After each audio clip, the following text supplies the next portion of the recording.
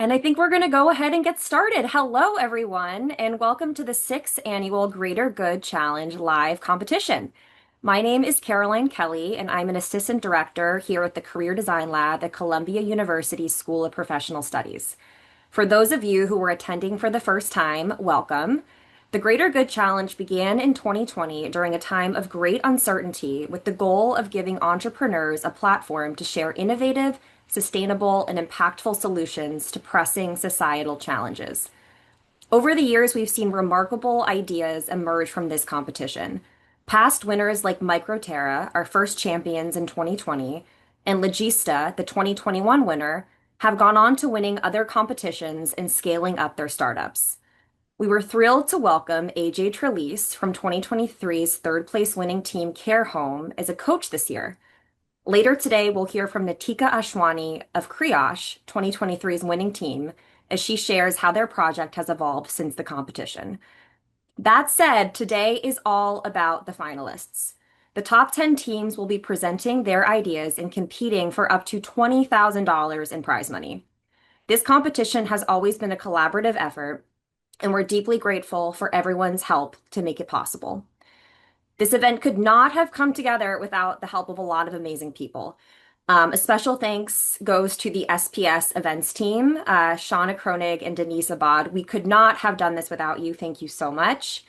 To the alumni relations team and student affairs team, thank you for helping promote this event. To Kelly On, who fearlessly co-led the challenge with me, thank you so much. The CDL team, David Slotnick, Jawei Cow, Robin Shi, and Karen Acampado, your contributions have been invaluable. To Greta and Alex, our interns, we deeply appreciate your behind-the-scenes work today to make today a success. We're also very grateful to the judges and coaches who have guided our finalists throughout this process. Your time and expertise are a critical part of what makes today's event so impactful. To everyone joining us today, welcome. We're so glad to see you. If you haven't already, please share in the chat where you're calling in from. And if there's a team or participant that you're here to support, we'd love to read that as well. Later in the event, the audience has the opportunity to cast a vote for their favorite team. We're relying on the honor system, so you can only vote for one team, so be sure to stay engaged throughout all the presentations. Now it's my pleasure to introduce our MC, Dr. Steve Safier. Thanks, Dr. Safier. Caroline. Oh, yeah. Dr. Safier is a full-time faculty member and the program director for the Master of Science program in Human Capital Management at Columbia SPS. He's also the recipient of the 2022 Dean's Excellence Award for Faculty. With extensive experience as a senior human resources leader and consultant, Steve has worked across industries including healthcare, technology, and financial services. Steve, thank you so much for leading us through today's program, and over to you. Thanks. We could go on and on, but let's not. I'm very excited to be here. I'm excited to be supporting my colleagues at the CDL, colleagues and friends, and also realize how much time and preparation has gone into getting us to today from those people, from all our support, administrative colleagues, and also from, of course, the judges and the coaches and the teams.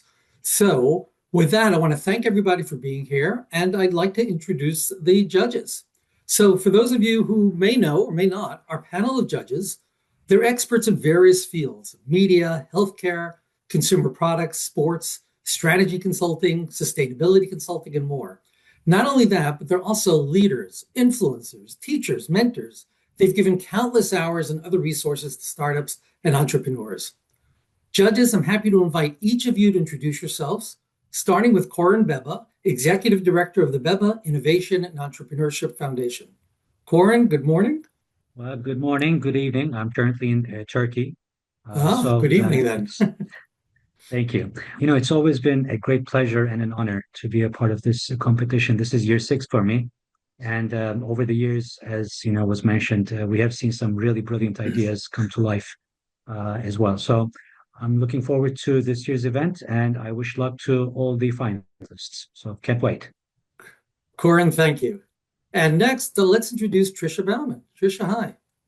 Hi, Steve. Thanks so much. It is a real pleasure to be here. This is also my 6th year, and I have seen exciting development across the teams year after year. Really impressive work. So thrilled to join my fellow judges once again in the Greater Good Challenge. A little bit about myself. I lead a sustainability strategy and communications firm in New York, focusing on market opportunities for advancing positive social impact. I teach at Columbia in the strategic communications program at SPS.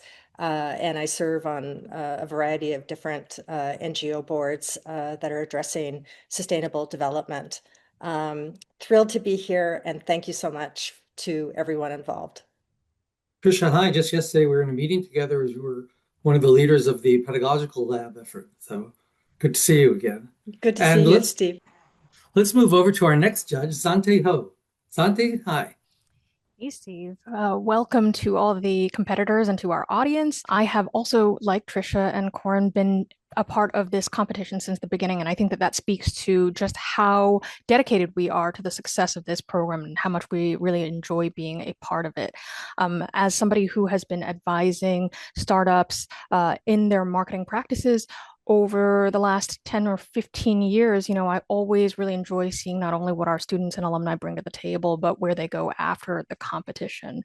I continue to serve on many different boards for startups, and I continue to work with many different startups on how to tell their stories best through their marketing and strategic communications channels. Like Trisha, I have taught at Columbia as well as at the City College of New York over the years. And last year I had a book come out called Data-Driven Personalization, which is definitely my most recent area of interest. So I bring that perspective to the table. Thank you to everyone for being here, and good luck to all our competitors. Thank you, Zandi. And now I'd like to go over to Benjamin Kinsella. Great. Well, it is so nice to see everyone today. Thrilled to be here. This is my second year actually being a judge, and I'm just so blown away at the level of creativity, the innovation. So this is really exciting. Previously, I was on the OpenAI research team, currently a lecturer at Columbia University and serving on the board of directors at an AI safety nonprofit. So I'm really excited to be here and join my other colleagues and judges. Judges, thank you. Certainly an expert and gracious group with all the time that you spent. So it's a pleasure to welcome you and to hear from you. Now that we've done that, let's go over to the competition rules so that everybody understands how we're going to manage our business today. So each team will have 3 minutes to pitch their business. We're going to be keeping time, and the time allotted, the 3 minutes, is going to be strictly followed. Teams that go over the 3-minute allotted time will be automatically disqualified. So please keep in mind, teams, 3 minutes. Now, I know you've prepared 3 presentation slides. None of the slides contain music, electronic media, nor other props. When you present, up to 2 members are allowed to present. There's going to be a timer that shows that'll be counting down once the team member begins speaking. At the end of that time, I will say that time is up. And when that happens, we need you to stop even mid-sentence or mid-word, because we are going to be tight on the 3-minute limit. After each presentation, team members will engage in a Q&A session with the judge. Now, this part of the event and the session will last approximately 5 minutes. So we're going to keep the 5 minutes, but not quite as strictly as the 3-minute time for each team to present. But we'll look at the 5-minute time and keep it to that. And then we'll move on to the next team's presentation. So remember, 3 minutes to present, 5 minutes for Q&A. Judges, on your part, please remember to keep your questions succinct and brief because, as I've now said, and you certainly well understand, the time is limited. I'd like to remind everyone there'll be a poll where you can vote for the team you believe should win. Remember, you can vote for only one team, and frankly, we're relying on the honor system. So please cast just one vote. The voting period itself will last exactly 3 minutes, so be ready to make your choice. Okay. Now, like our judges, our coaches have impressive backgrounds, many of which also have Columbia SPS ties. Last month, the final 10 teams were assigned a coach who's been helping strengthen their team's proposals and pitches. I'm going to introduce each team's coach and welcome the team to present. Sunai Aiken is going to be our first coach, and Sunai has been working with Nusalup. Sunai Aiken is a sustainability, data, and ESG expert who helps organizations turn environmental and social metrics into actionable business strategies. He's the Global Director of Sustainability Data and Analytics at Mars Pet Care and teaches sustainability metrics in Columbia's Sustainability Management Program. Previously recognized as a United Nations Global Compact SDG pioneer, he has led sustainability and ESG efforts across major companies, and he holds a PhD in urban systems along with ASASB FSA SASB FSA certification. Sunaikan, please introduce your team, Nusa Loop. Thank you so much, Steve, and thank you, everyone. And happy to be here. Many thanks for those who organized this great event. This is my fourth year. So very quickly, I would like to introduce this amazing team. I'll start with Takumi, who is a strategy, finance, and operation expert focused on sustainability-driven innovations. And he has raised $1 million as a co-founder of, as a CFO of DiJoin is a company. And he is a local belly expert, and he has expertise in McKinsey and sustainability. Joined with Adrian, who is a sustainability management student at Columbia University with 6 years of experience in energy, focused on finance, clean energy, and decarbonization. And Mega has 7 years of business process improvement and digital transformation, pursuing an MS in technology management, and helps organizations to grow tough technology through tech and strategy.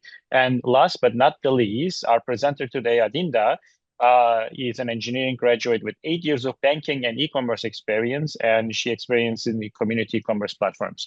This amazing team will be presenting innovative solution, especially innovative in the finance ways, for turning waste into sustainability, performance, and energy.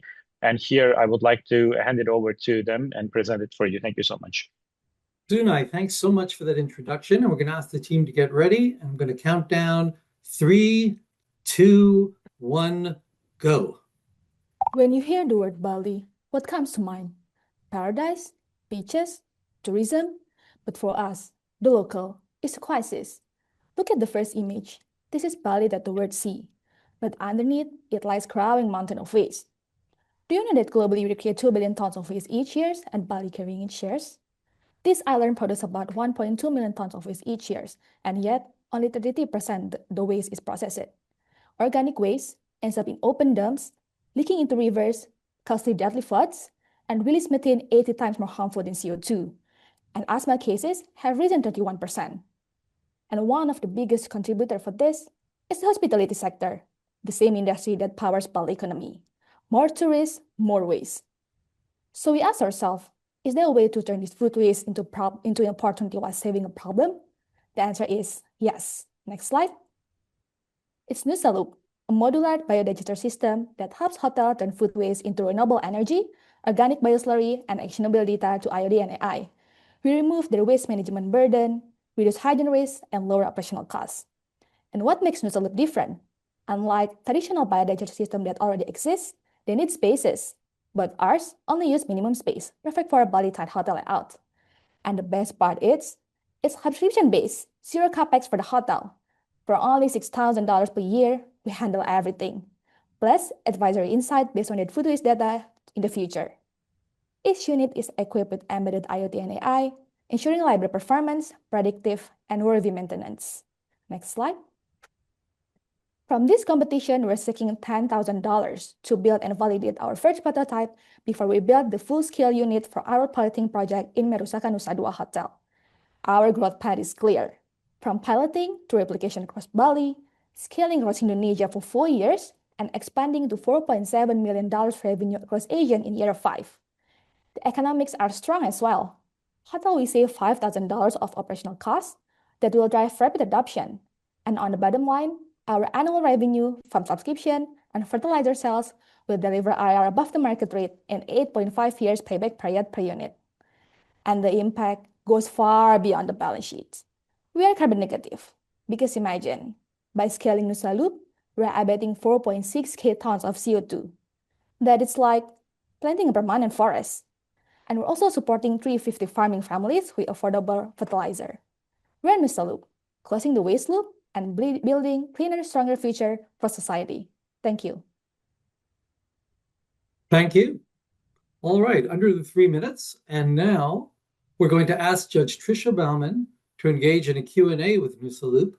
And Tricia, as you know, 5 minutes, please.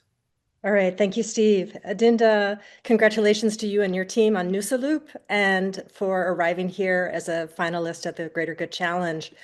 First question I'd like you to address, please, is you share that you are intending to begin your pilot at the Murasaka Hotel in Nusa Dua and then move on to the 171 hotels in Bali. What customer discovery to date, and specifically what customer interviews have you had to date across those 171 hotels? And what are the key findings that are informing your strategy? Okay.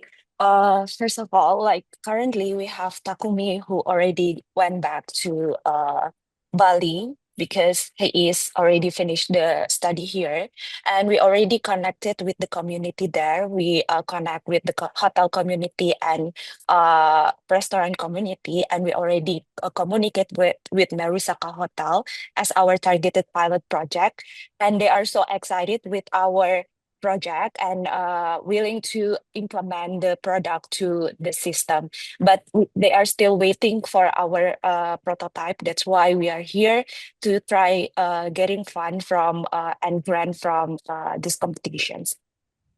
Thank you. And what are the insights that you have from those discussions in terms of the actual market need and the adoption? Yeah, to add on that, basically Marusaka are really interested with our product because currently they are basically dissatisfied with their current food waste solution. And then that is because the fact that their current food waste solution could not basically absorb all of the food waste that incoming. And apart from that, the byproducts that been produced by those current solution also cannot be directly used within their hotel's production. Meanwhile, our products that being produced as an output could be directly used in their daily operations, such as gas for cooking, and then also heating their water heater, and as well as other use case that will directly impact them. So they are really interested with us because it solves their problem and it's a really useful solution for them. Thank you. All right, thank you. Please describe how you will monetize Nusa. What material, operational, or IT assets are actually owned by the company and managed by the company? And so what will be the nature of the transactions, type of transactions, sale, lease, et cetera, SAS, that will be part of the core monetization strategy?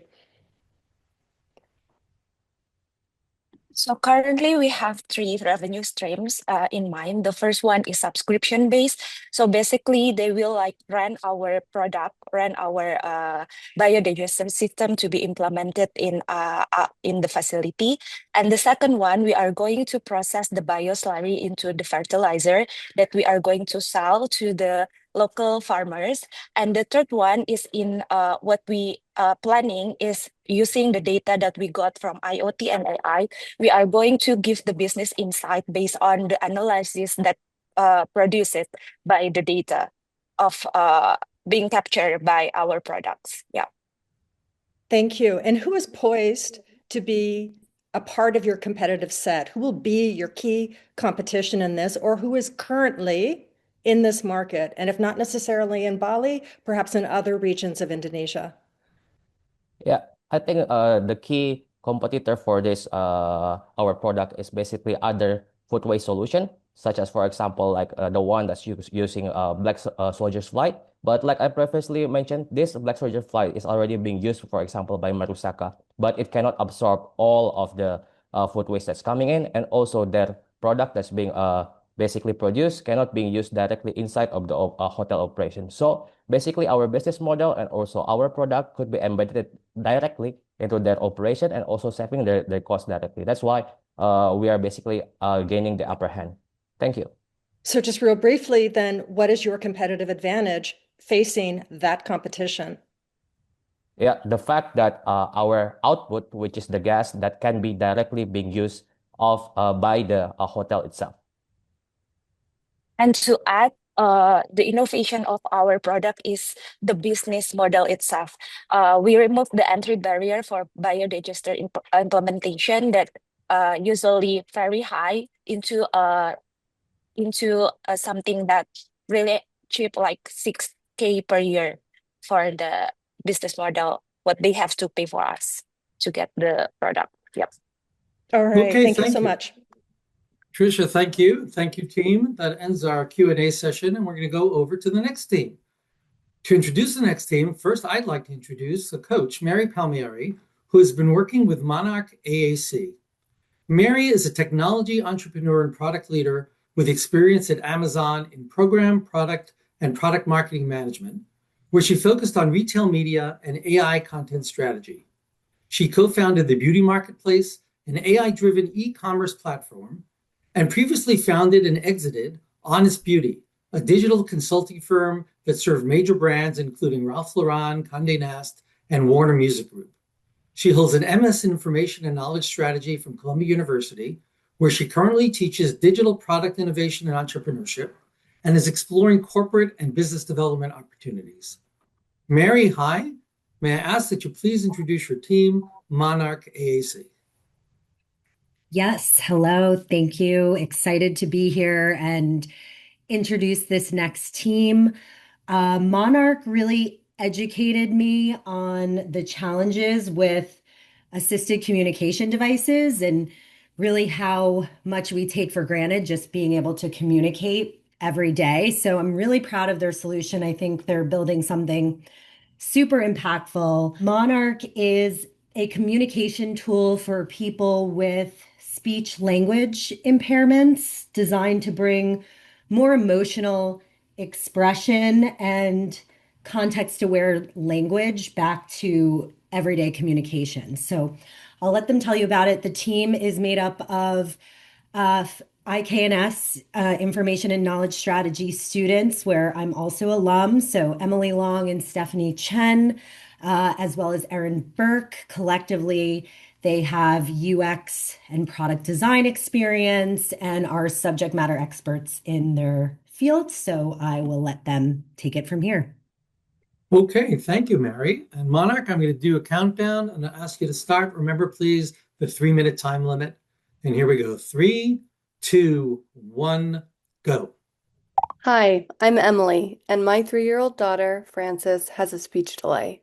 She uses an assistive communication app, commonly called an AAC device, to help her communicate. And we are not alone. 97 million people around the world rely on assistive communication tools.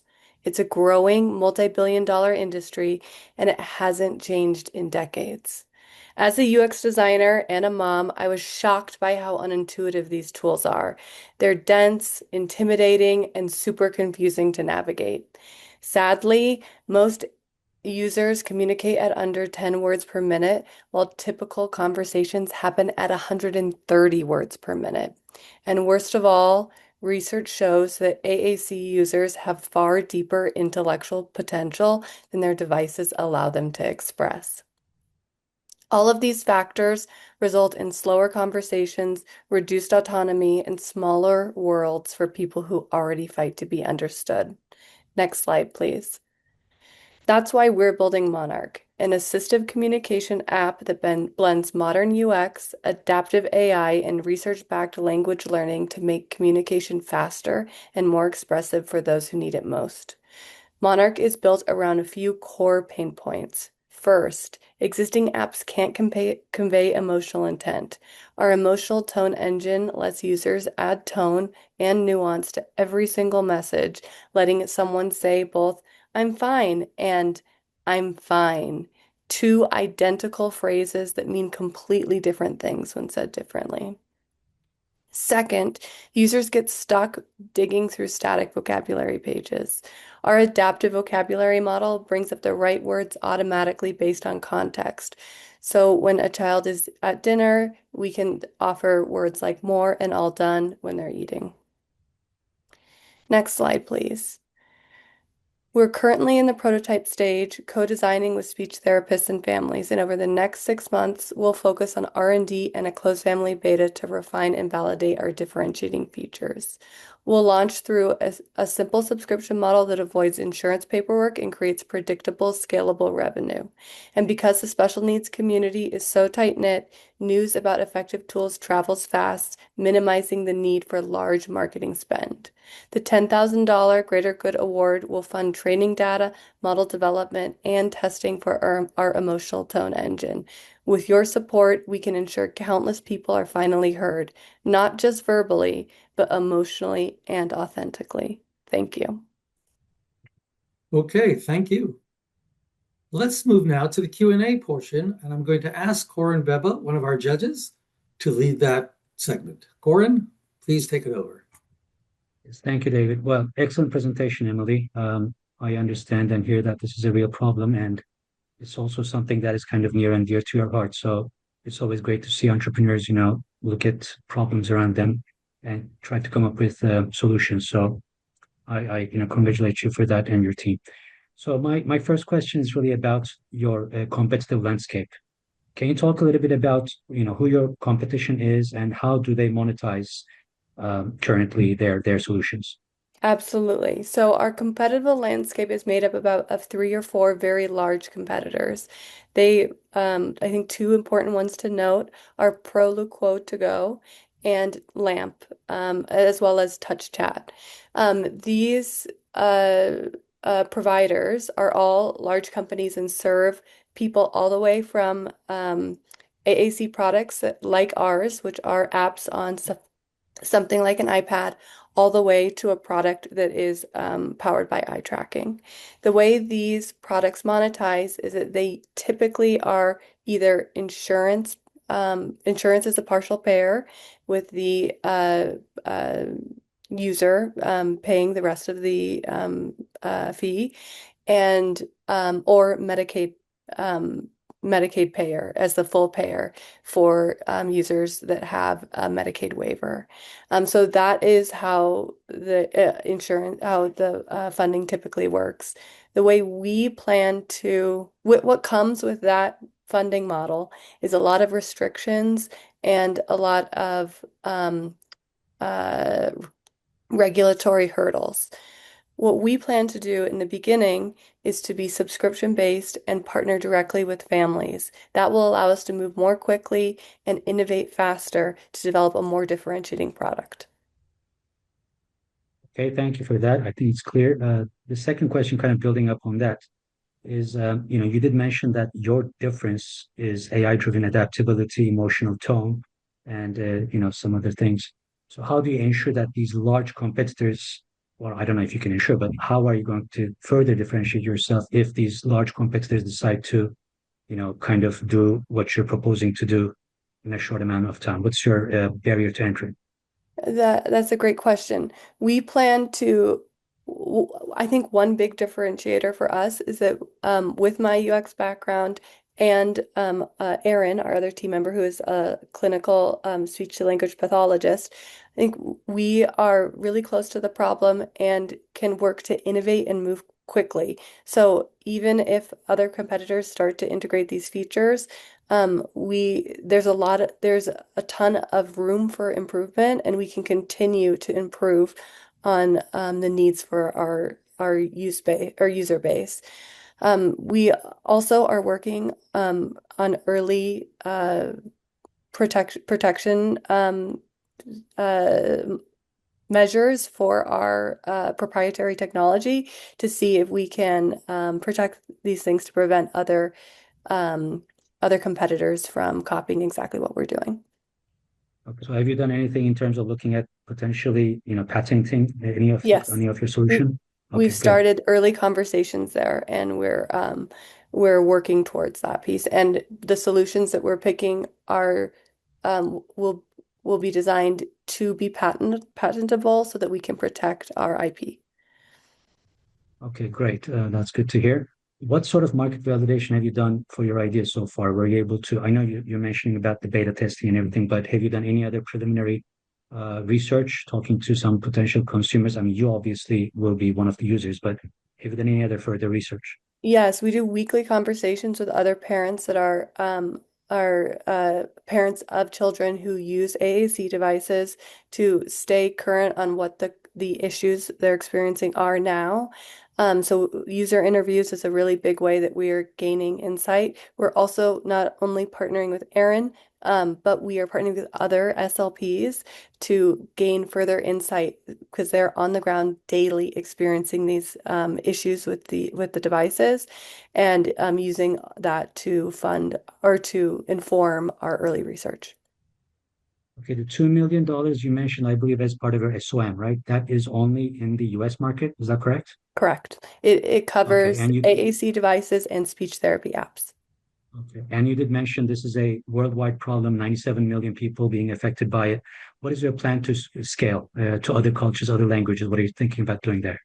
We're starting with the US market. There are a lot of nuances with language development, and we want to make sure that the solutions we're developing are rooted in the language semantics and structures of each of, the language that we're building in. So we're going to start with the US and then potentially transition to other places in North America. But right now, our focus is on solving the issues at hand, which are English-based, and then moving to other North America-based languages. We can now move on to our next team. And in order to do that, I'd like to introduce the coach, Kevin Bluer, who's been working with the team Sungo. Kevin's currently a senior staff engineer at Consensus. He has over 20 years in software development, working with companies across the industrial spectrum, including Microsoft, JP Morgan Chase, Nest.vc, and MTV Networks. Kevin is also an experienced trainer and mentor, having delivered courses to developers around the globe. At Consensus, he actively works on open source development tools that enable developers to build on Web3 and more broadly explore the potential of decentralized technologies. Kevin is also an active investor, photographer, and runner. Kevin, hi. I'm going to ask you to please introduce your team, Sungo. Awesome. Yeah, thank you so much, Steve, and everyone involved in another awesome Greater Good Challenge. So yeah, as mentioned, my name is Kevin Bluer, and it's my pleasure to introduce Team Sungo, a team comprised of Alex, Jeffrey, Lannon, Adira, and last but not least, Yassine, who's going to be pitching in a moment. And guys, you've been an awesome team to work with. I truly love what you're building with Sungo and the thoroughness and thoughtfulness that's gone into it thus far. It truly feels like it's got the potential to move the needle with regard to restoration and reforestation throughout both Africa and beyond. And it also ticks all the boxes of being both an amazing venture, something I consider investing in myself, and a genuine force for the greater good. So with that, Yassine, I'll hand over to you, or I think Steve, for the countdown. So go, Yassine. Sure. So Yassine, Sungo, get ready. 3, 2, 1, go.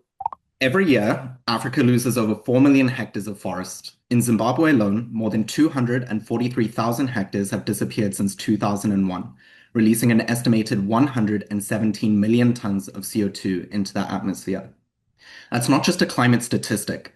It's family losing firewood, grazing land, and clean water, with young people leaving home because there are no stable livelihoods left. This loss is driven by climate extremes, agricultural encroachment, and poverty-driven deforestation. The impacts are brutal: food, energy, and economic insecurity, and serious health risks for communities who depend on these forests the most. Yet, we have a paradox. Communities want to restore their forests, but global investors are actively looking for credible climate and impact opportunities. Africa still lacks a scalable, trustworthy, and community-centered mechanism to finance restoration at the speed and scale we need. Sungo was created to close that gap. Next slide. Sungo is a digital bridge that connects investors directly to African forests, so every step of the journey creates value for people, planet, and portfolios. In short, we turn a tap on a screen into trees in the ground and wealth for African communities. As an investor, you join Sungo on your device, create an account, and choose a real forest project that matches your impact and return profile. Your capital flows through vetted local partners into seedlings, soil preparation, and community jobs on the ground. Over the next 8 years, that forest grows. Each hectare sequesters significant CO2, restores wildlife habitat, and supports roughly twice as many jobs as the degraded land did before. Along the way, communities benefit from income, skills, and greater resilience. As revenues are generated from timber and other forest products, you decide whether to cash out or to reinvest. Profits are shared between investors and communities, while Sango earns a transparent platform and management fee. Next slide. In less than 6 weeks, Sango has moved from concept to land, partners, technology, and real capacity on the ground. We've secured government support, an agreement of 100,000 hectares in Zimbabwe, and unlocked early financial confidence from a bank. Looking ahead to 2026, our North Star is to reforest 500 hectares, plant 750,000 trees, sequester around 2,500 tons of CO2, and channel roughly $1.5 million back into local communities. So what can we do with $10,000 from the Greater Good Challenge? We can directly fund on-the-ground restoration, paying 50 local workers for 20 days, preparing land, planting, maintaining up to 60,000 trees on 40 hectares. So your support doesn't just fund one project. It helps prove that African forests can be a credible investment and a source of shared prosperity for the communities who protect them. Join Sango today and help us build a forested future that lasts. Thank you. Okay, thank you. And I understand we're going to ask Corin Beba to come back and lead our Q&A session. Corin, Hello welcome again. back, and here you go. 5 minutes, please. Thank you. Yassine, I hope I'm saying that right. Yassine, or okay. Yep, that's correct. Excellent presentation. Thank you. Again, a huge problem, not just for Africa or Zimbabwe in particular, but everywhere. I'm currently in Turkey, as I mentioned earlier, and we have that same situation in a lot of parts around the world. So I applaud your efforts. I think it's a very good idea. My first question is about the investors. You keep talking about the investors, right? Who exactly is your target market? Who are these investors? And why would they prefer Sango as an investment tool versus a bunch of other alternatives? Yeah, I think that's a great question. And I think it gets a lot of people excited once we start talking about the idea, right? We're looking at bringing anyone that essentially wants to put an investment into like some sort of long-term asset, right? So the reason why it's also a competitive idea is we are hedging against investors or customers that are looking to make a quick dollar, right? I think that's also one of the reasons why these agro-investing platforms tend to fail, is because people are looking to make money within a year or two. And we're very transparent with our mission and saying, you're only ready to gain after 8 years, once those trees are level and some sort of maturity. So we're looking at people that are obviously looking and comfortable with, like setting their money in an investment that takes 8 years to mature. But we're also attracting a different type of investor that's, able to invest significant amounts of capital into these investments.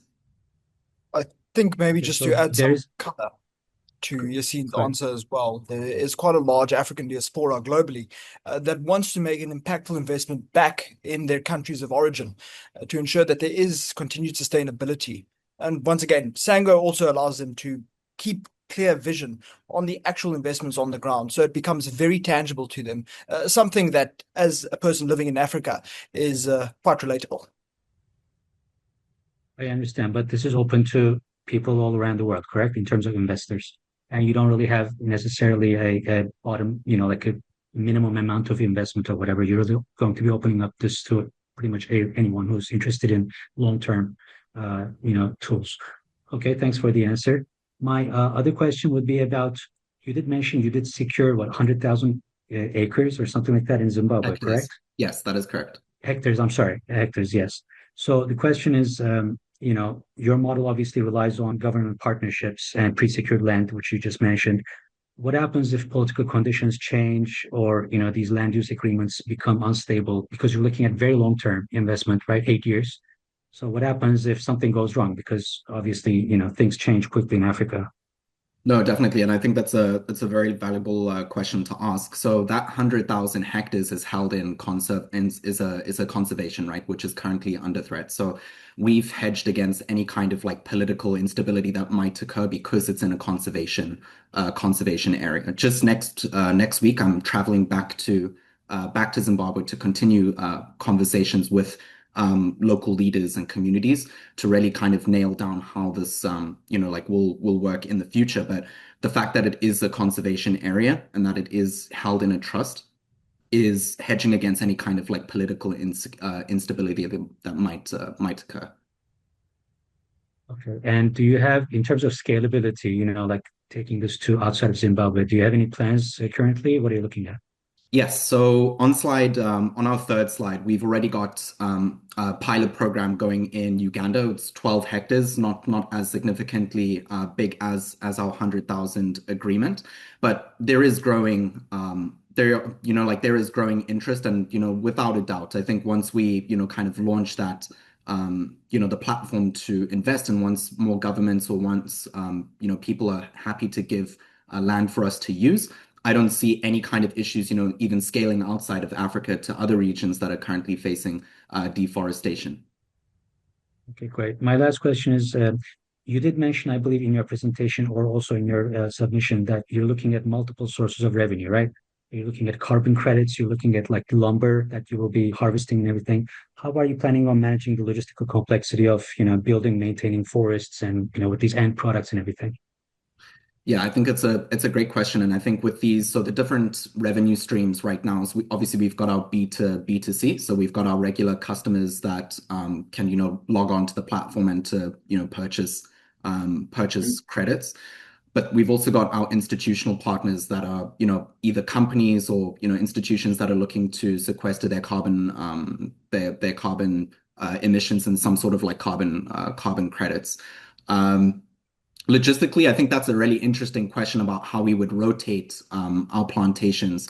I think you bring up a really valuable point. We would most likely engage with experts in the field to see how we would rotate those, like these plantations effectively, if that makes sense. Alex, I don't know if you want to. I think we're gonna have to draw the clock on this, but thank you very much. Thank you very much. Let's go over to the next team. So first, the coach, AJ Trelease, who's been working with Navi.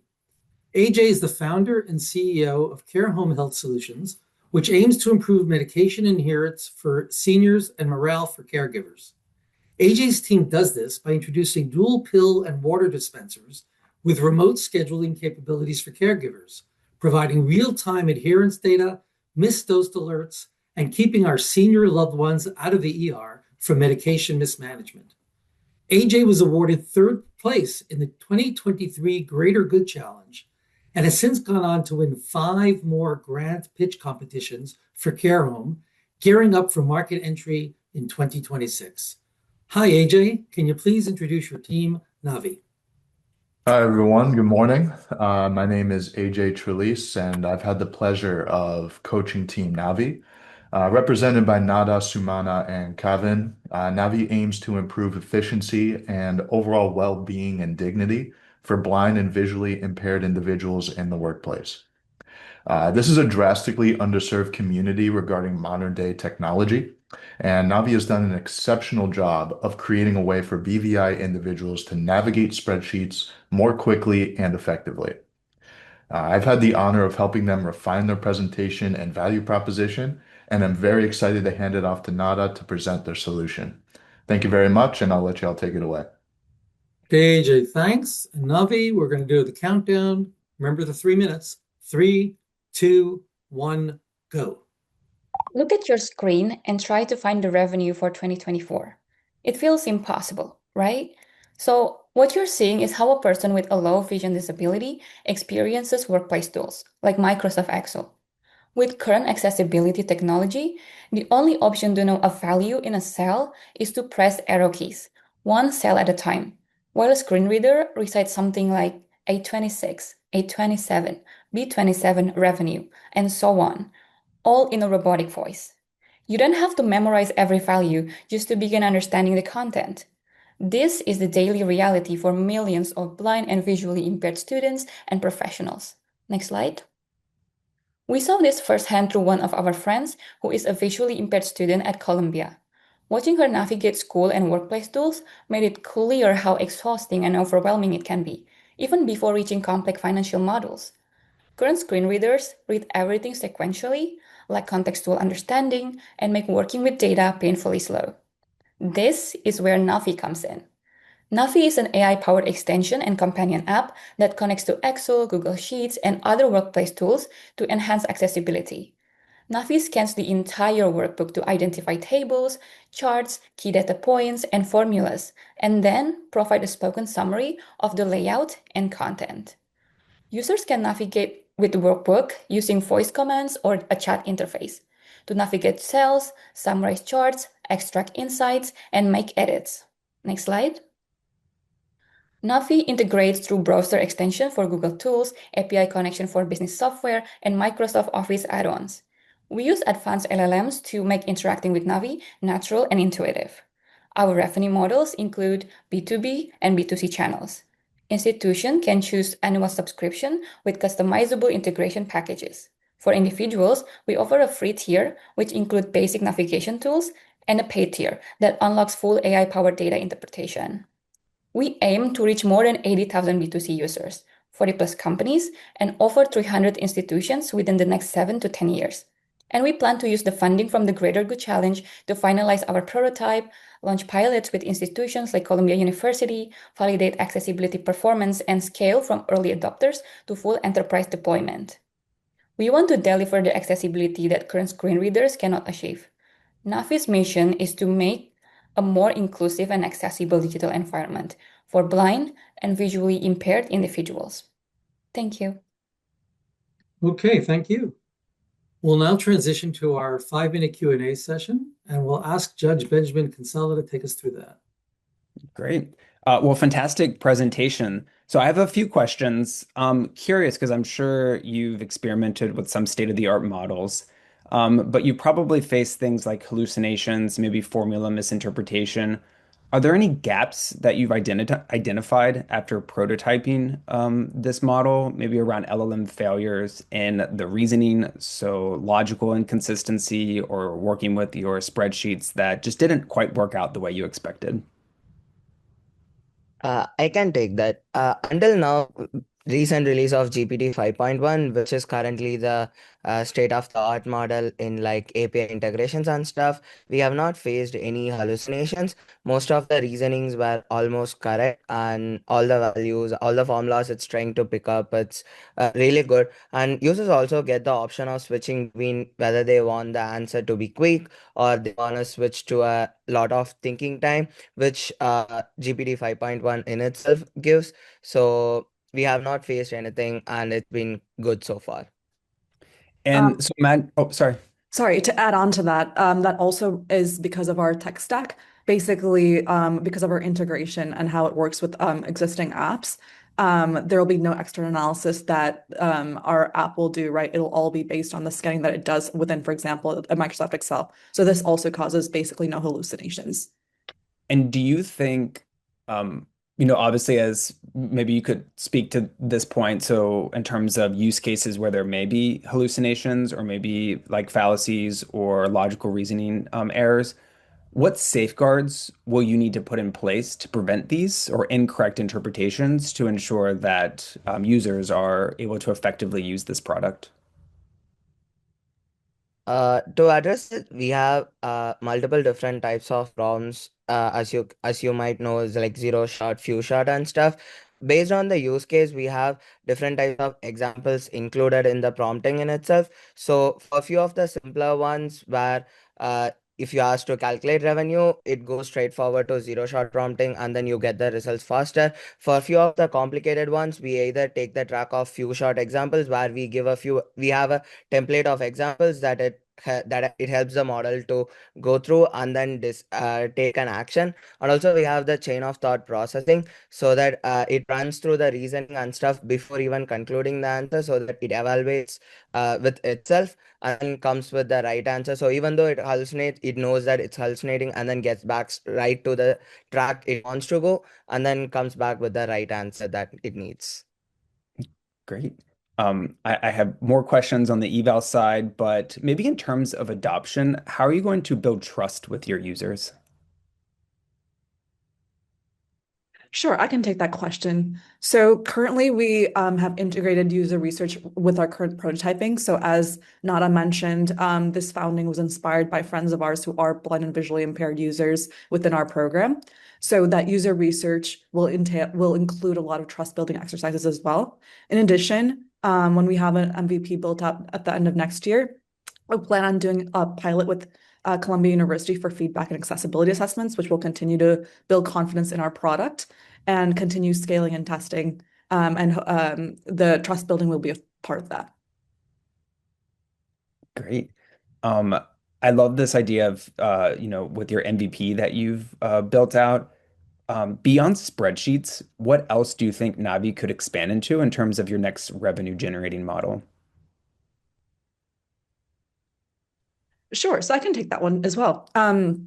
So we really want to retain our focus on workplace and school-related productivity tools because we don't want to dilute our mission of making the workplace and digital tools accessible for blind and visually impaired users.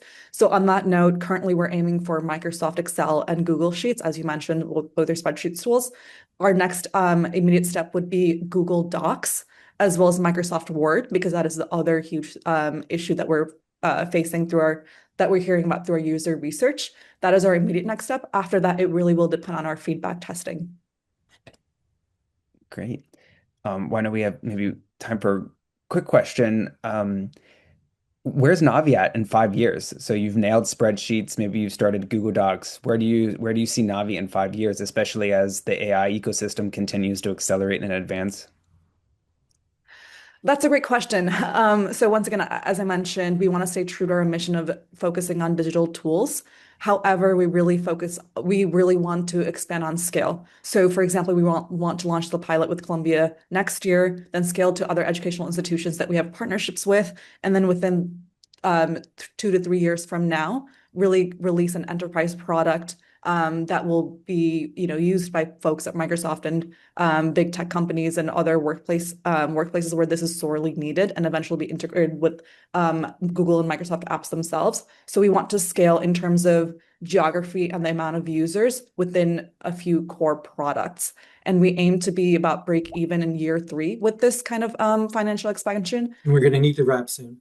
Okay, thank you. Of course, great. Thanks so much. So next, I'd like to introduce Catherine Alservoni, who's the coach working with the team Macan. Catherine is the founder and principal of the landscape design firm Staghorn NYC, as well as the blog The Cultivation. She creates outdoor spaces that feel like natural extensions of the home, balancing seasonal beauty, sustainability, and everyday functionality. A passionate advocate for native plants and ethical design practices, Kat is a member of the Ecological Landscape Alliance and the Association of Professional Landscape Designers. When she's not designing landscapes, she's fussing about in her own garden in Connecticut, improving her tennis game, or spending time with her family and their many pets. Kat, hi. May I ask that you please introduce your team at Macan? Sure. Thank you so much, Steve. Hi, everyone. Good morning. I'm so thrilled to be back coaching again for the Greater Good Challenge since the start. And it's been such a pleasure working with Andrian, Nadia, and Sarah of Team Macan and getting an inside look at the heart and the inner workings of their venture. What they're building with Macan is more than a tool for small restaurant businesses in Indonesia. It feels like a return to what social networking was meant to be, which is creating genuine human connection. And better yet, it's through one of our most universal shared experiences, which is food. So I'm really excited to see the impact they're poised to make both economically and socially. So without further ado, I'll let Steve do the countdown and Andrian can take it away from here. Okay, thank you. And I see the clock, so here comes the countdown. 3, 2, 1, go. Think about your favorite neighborhood spot, the kind of place that feels like home. For a Columbia student, it might be Huda. For Indonesian people, maybe it's a humble warung, similar to Delhi for New Yorkers. For my co-founder Nadia, that place is a family-run mutton soup stand in Jakarta. After opening 10 restaurants herself, she witnessed how the tech gap makes small businesses invisible to their customers. Hi, my name is Andrian. Together with Nadia and Sarah, we are introducing Makan, which means to eat in Indonesian. The World Bank report that SME account for 90% of businesses worldwide. And furthermore, BCG has found that specifically in the food service industry, these small businesses make up 95% of the market. While SME drive our economy, 67% of Indonesian small restaurants are completely offline. This is not just a tech problem, it is a community problem. By leaving them offline, we are not just missing a meal, we are losing the connection to the people who feed us. Next slide, please.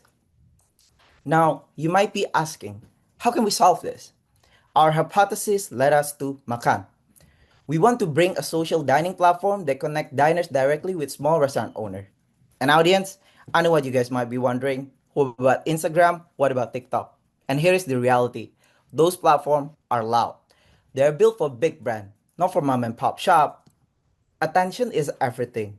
And with 71 million Gen Z living in Indonesia, we have a huge market. With Makan, we cut through the noise using the one thing that actually matters: trust. You can even ask our AI assistant, where did my friend go for that best ramen shop in South Jakarta? And you get an instant answer based on authentic review, not paid algorithms. And the best part, if 30% of the restaurants are moving online, we're looking at injecting nearly 1.8 billion US dollar back to the Indonesian economy. Along with this increased GDP, the injection will also lead to over 727,000 new jobs. Next slide, please. And this is the best part. We're already doing it. We're already in action. Makan is live right now on App Store with 200 active users and 15,000 local restaurants. And yes, Android is coming next. The funding will drive two clear goals. Number one, to accelerate our development. And number two, we want to bring this community experience to every corner of Indonesia. And by 2027, we aim to serve 1.8 million users. We are Makan. We are bringing Indonesia's best local food back on the map. Thank you. Okay, thank you. So we're going to transition now to the Q&A session, and we're going to ask Judge Zanti Ho to lead that. Please. Congratulations, guys, on your progress so far and for being in the competition. You mentioned this in your presentation, but obviously there are a lot of different social networks that are already out there. If more than 67% of the SMEs in Indonesia, as you mentioned, are not yet online, what is going to make you different in terms of the adoption? Why should they invest their energy into your platform when they haven't actually adopted other platforms? You're on mute. We need to hear you. Please take yourself off mute. Yeah, that's a good question. I think one of the key point that we want to make here is that we want to collaborate with the local government. And because of these small restaurants, they are really divided into like a different area in Indonesia. So the problem is not the lack of the problem and the lack of the platform. And we want to focus on these specifically SME and SME in the F&B industry. Okay. What has been successful in similar industries in places like China, right, has been that platforms like WeChat integrate things like payment options, et cetera, which allow them to get more integrated into those businesses. What features are you offering the SMEs so that they will want to, again, spend their time and energy with you and have trust in your product so that they feel like this is necessary for the way they do business? So yeah, I think there are two specific features that we want to create in the future iteration. Number one, and I think this is the most important, is the ability to order online. And because of this food stall restaurant, they don't have like the mobile phone to do that. But we want to create this feature is that we can do an SMS instead of them having to download and then using the SMS for them to accept the order. And also we want to create a personalized dashboard where they can chat through their phone on SMS to see how's the traction going. And then we also want to do like a local partnership with them where we will send our team to consult on how to basically upgrade their businesses. So you highlight something important there, which is that they might not even have the technology available to really get the most usage out of this product. Listen, I'm from Taiwan, which is another island nation, right? I know what these small vendors are going to be like. I want to be clear. How are you going to make sure that education is part of the marketing that you are doing in order to, again, win over the trust and also get people to adopt the product? I think working and collaborating with the local government is the key. In Indonesia specifically, we have the SME ministry, and we also have the FNB Association, Small Business Enterprise Association. So we want to collaborate with them and do a hand holding. So having this connection with the local government and with this association, as well as having our partnership team to help is gonna be useful. But yes, we agree that educating these owners are crucial. Tell me a little bit more about how you're going to market to the general public, because obviously you need users on this platform if you want your businesses to be successful. Tell me about your plans there.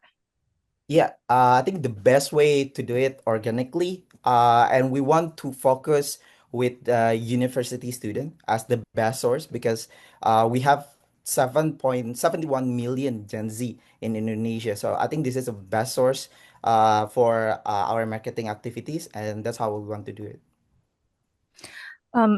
How will you convince those university students that in this environment where we have so many different social media apps, this particular one is going to be worth their time?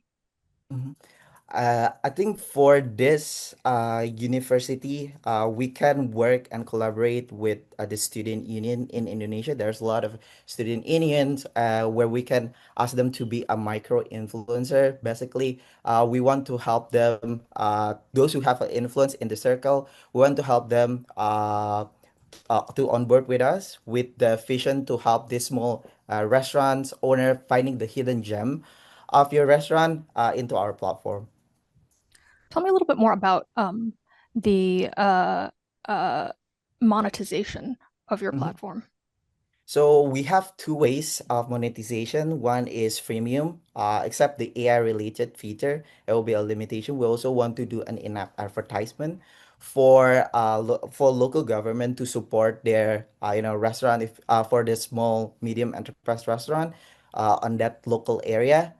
They can also do that. And lastly, we also want to do an insight consultation with this local government or with this small medium enterprises restaurant. Okay, thank you.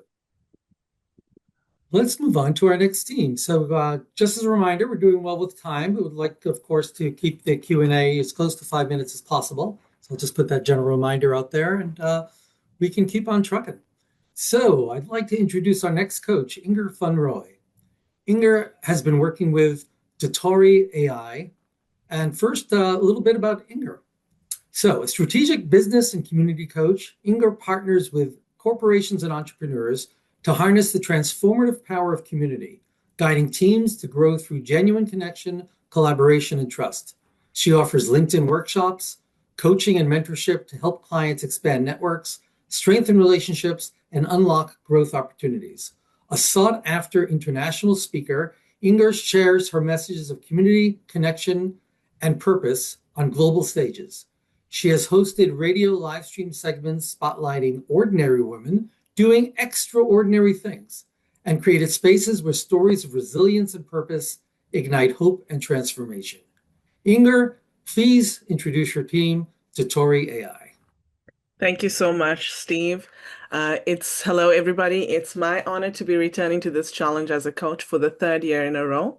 I am a community builder at my core, where the principle of Ubuntu, which means I am because we are, guides everything that I do. Dotori AI consists of Quebec Kim, who is a senior full stack software engineer with over a decade of experience building scalable systems across enterprise, education, and consumer products. Wendy Liu, who has a strong background in finance, analytics, and marketing, combining analytical rigor with operational strategy and a deep understanding of user behavior, as well as Sally Park, who has professional experience in data-driven strategy, experimentation, and user-centric analytics. They're all currently enrolled in Columbia's Applied Analytics program, and they are driven by that same belief in community and that technology should strengthen human connection, not replace it. Together, they're building AI that helps people collaborate, communicate, and thrive together. They're excited to show you how Dotori is turning connection into innovation. Thank you. Okay, Dotori, thank you for that. And Dotori, 3-minute And here's the countdown. 3, 2, 1, go. 5 years ago, our co-founder, Quebec's sister-in-law, tried everything to help her son with math. But each night, she felt increasingly helpless. She wanted to be patient and encouraging, but without the confidence or tools, she found herself raising her voice. That frustration pushed her son away. He eventually stopped trying and transferred out of his school. Their story is not unique. Across the United States, reading and math scores have fallen to a 30-year low. Kids spend hours on social media, yet less than half feel engaged in class. Teachers don't have the time to personalize instructions, and parents don't have the tools to understand what their children need.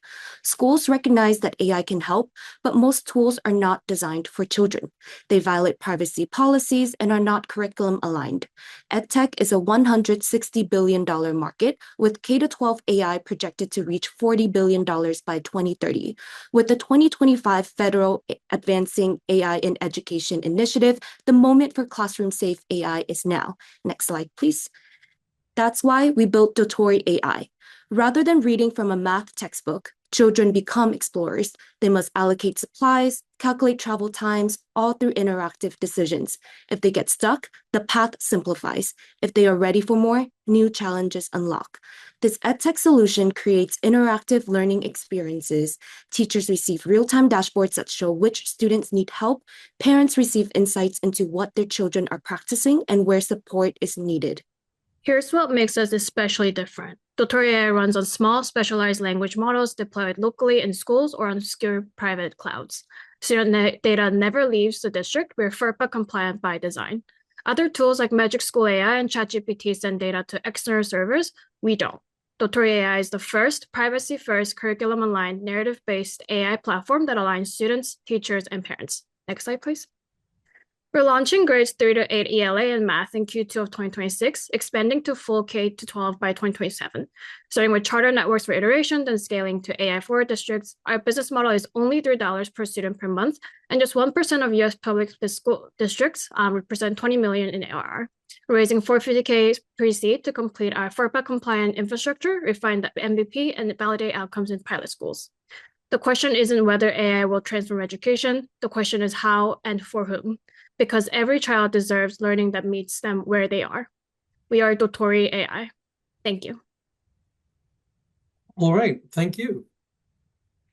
We're going to welcome back Judge Zanti Ho to lead us on a 5-minute Q&A session. Go ahead, please. Great. Congratulations on all of your success so far. Tell us a little bit about where you are from a market research perspective and what work you have done to validate the desire for your products so far. Yes.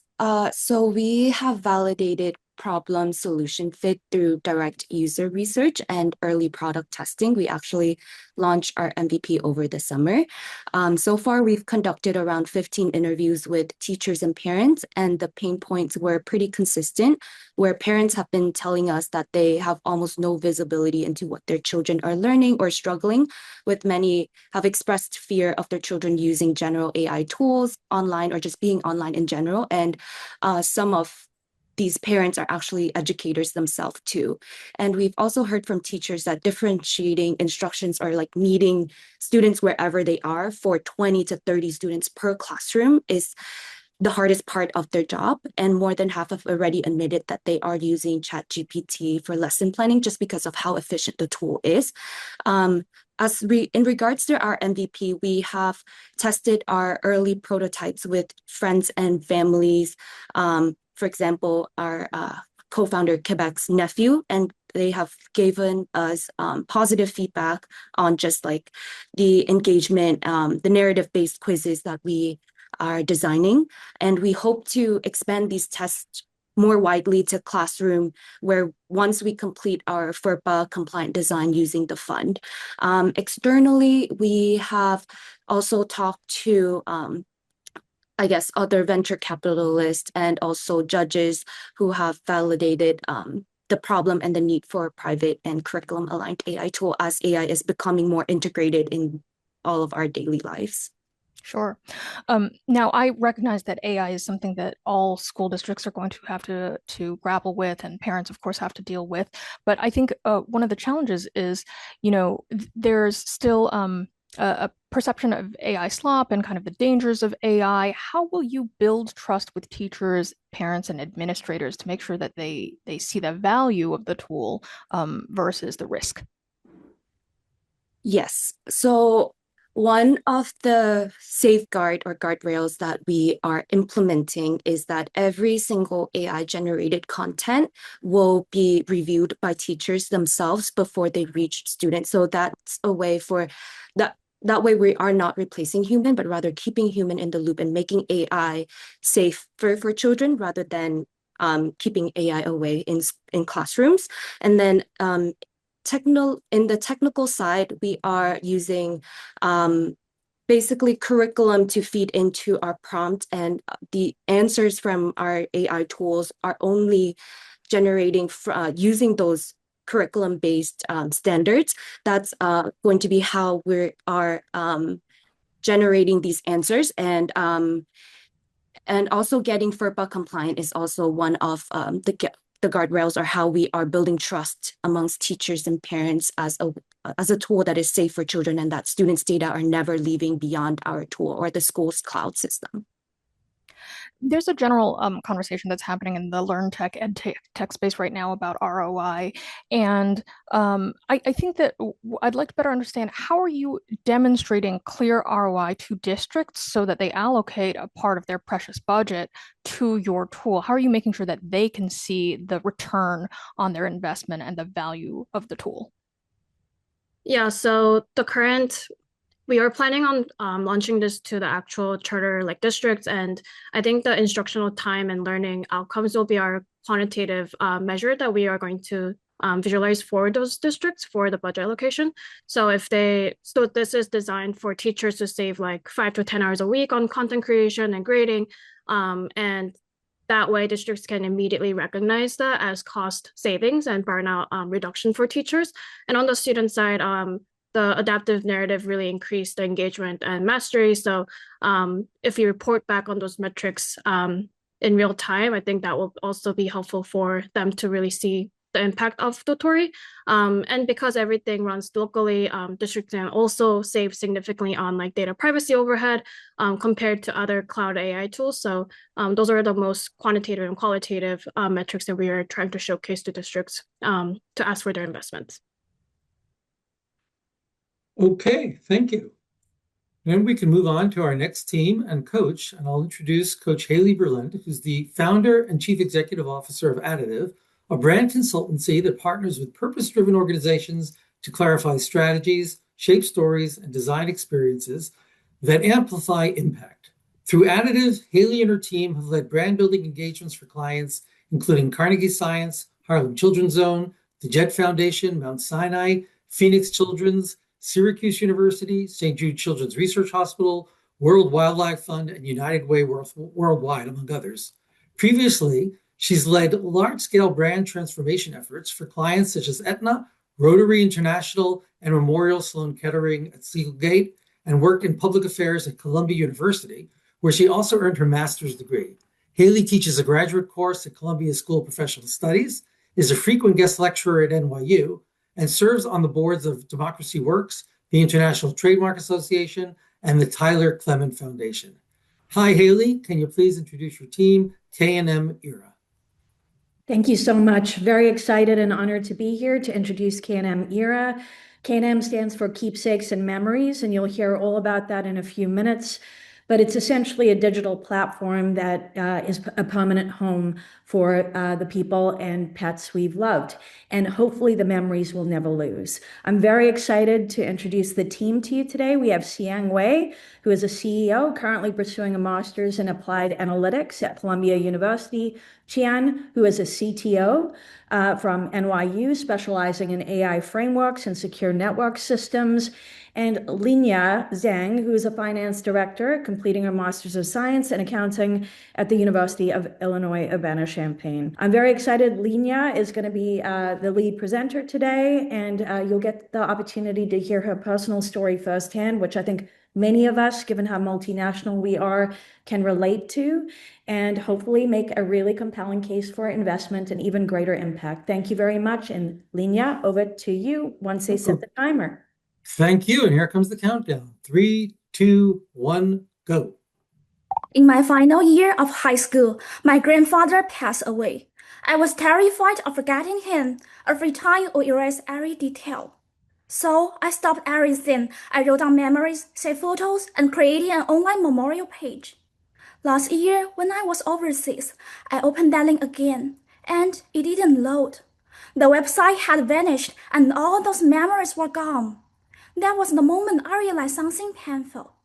Our memories can disappear twice, both physically and digitally. And this isn't just my story. Good day, everyone. Do you know that 38% of web pages from a decade ago are no longer accessible? Traditional funerals cost $7,000 to $10,000, which was too expensive. And Gen Z and Y, who grieve online, still don't have a space that truly feels like home. Memories are fragile, commemoration is expensive, and the way we remember no longer match the ways we live. So we built KM Arrow, a digital memorial that lasts forever. Next slide. First, our cloud memorial creates customizable emotional space, a virtual garden or digital tombstone to grieve and stay connected. Second, our remembrance gallery store photos, video, and stories permanently on our wave. Third, digital heritage tokens turns memories into verifiable on-chain legacy artifacts. Our proof of memory turns flowers, candles, and messages into emotional scores. Each week, the top entry join an emotional AMM pool. So you may wonder, why now and why us? Next slide. Families are living across borders more than ever. Gen Z and Y are losing memories online, while funeral and travel costs rise. Thus, we can see from the graph below, this has created a fast-growing $1.1 billion digital memorial market with an $8.8 million SOM in North America. Our product is built exactly for these families, global, mobile, digitally native. Our model is diversified with a lifetime valuation over customer acquisition cost about 3.5. And our mode is strong, permanent blockchain storage, proof of memory scoring that drive retention. Besides, we are raising $0.8 to $1 million on SAFE and expect to break even in 2026. We are also a women-led team, and that human sensitivity is our why our customers trust us. So this is the right moment, the right market, and the right team. Now, in a world where everything moves fast and disappears even faster, the people we love deserve more. We are KM Arrow. We turn memories into something time can never erase. Thank you. Thank you. I want to say that the blockchain actually solved the core failure of the digital remembrance permanence, and traditional cloud storage can be shut down, accounts can expire, and companies can discontinue services. So which is exactly how I lost my own online memory before. And R-Wave gives us verifiable long-term durability. So where data cannot be deleted, overwritten, or lost due to the platform shutting down. So this creates a trusted emotional infrastructure from family. And we use a blockchain not for speculation, but for granted generational preservation that a cloud system fundamentally cannot promise. So I usually explain it like this: cloud storage is like renting a home. If the landlord leaves, your memories disappear. So blockchain is like building a house on land that you own forever. And your memories can't be deleted, lost, or changed, even if our company disappears one day. So I think it's simply the safest way to make sure your loved one is never forgotten again. For the most product is also one thing I think we're very intentional about is grounding the product in real human behavior. So far, we've conducted interviews with over 40 users across 4 countries, including cross-border families, pet owners, also Gen Z users who already grieve online. They insights we are most proud of is how consistent the pain point is. People are losing digital memories far more often than they realize, and they feel emotional stranded when they cannot visit loved ones across borders. So this directly shaped our MVP. We prioritized permanent storage, simple memory rituals, and multifamily participation because these were the leads our tests surface again and again. Yeah. For the market, I think now it's very right moment. The well, families because the retention, not sign ups, is the true signal of product market fit in remembrance. And if our platform becomes their default place to reconnect emotionally, that's when we know we've achieved the PMF. We're going to move on to the next team. And unfortunately, for Team Clad, the coach Rodrigo Prado is unable to join today's competition. He sends his warm regards, and I'll be introducing the team on his behalf. Clad's an open API platform that unifies cold chain data across producers, carriers, and retailers, providing real-time visibility, regulatory compliance, and reduced spoilage in temperature-sensitive logistics. By enabling seamless data sharing and continuous temperature monitoring, the team aims to address global food waste driven by cold chain inefficiencies. Their long-term goal is to build a more sustainable, resilient cold chain ecosystem with significant less food loss. I'm going to introduce the team members.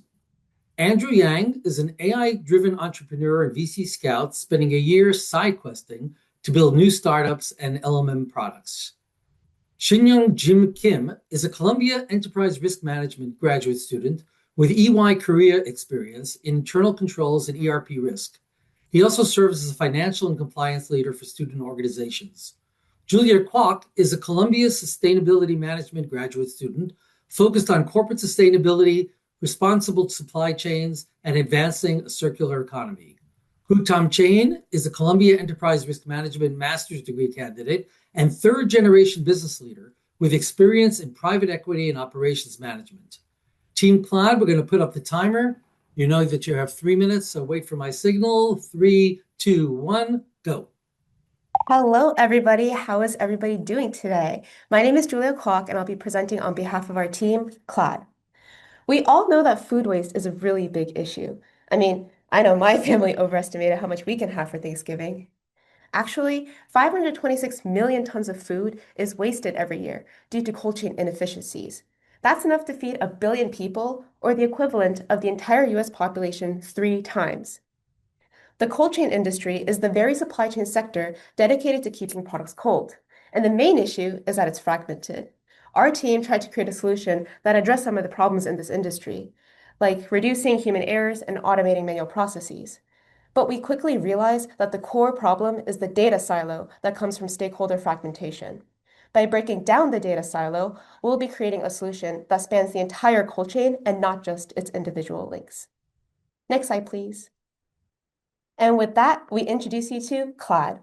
Clad is an API that will package and standardize data to be shared among our clients and their partners within the cold chain industry. We will standardize cold chain data, opening the door for new innovations and the next generation of cold chain. With this readily prepared data, we will be making cold chain more efficient and effective, and resultantly reduce food waste. Our business model will be a flat monthly subscription for a fixed number of shipments per month, with the option of adding more as needed for an additional cost. Next slide, please. So, how are we going to get there? How are we going to onboard companies into our network in the first place?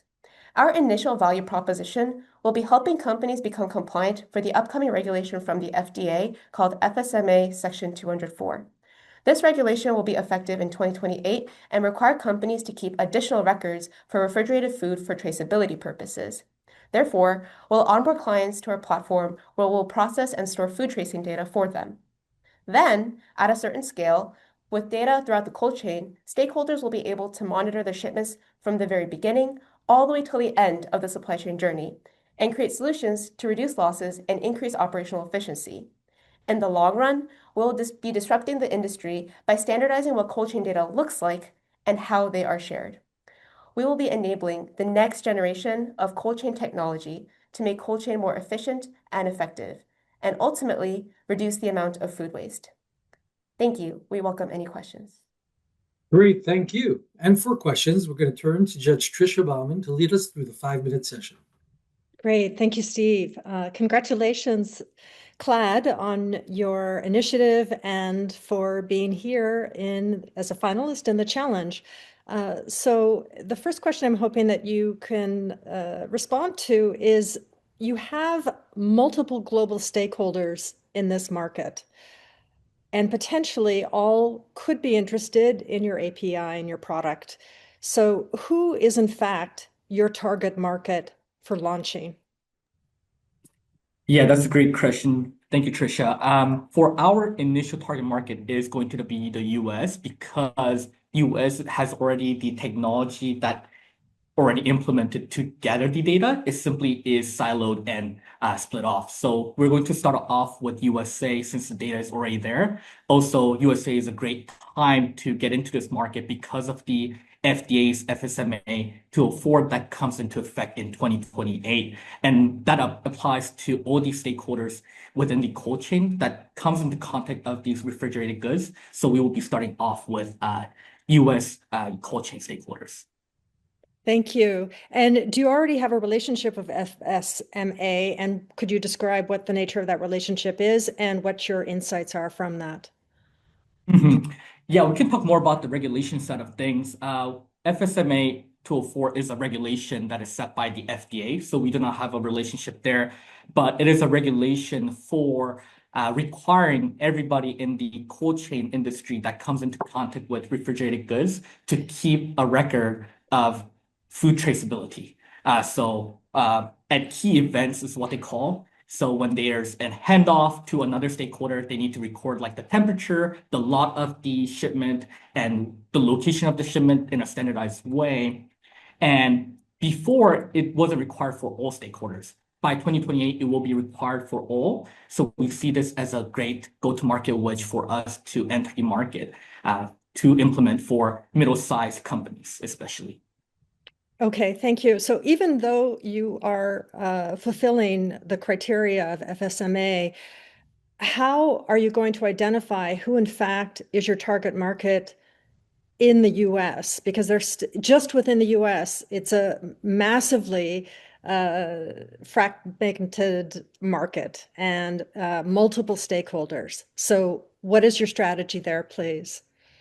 Yeah, definitely. We can get into the details definitely there.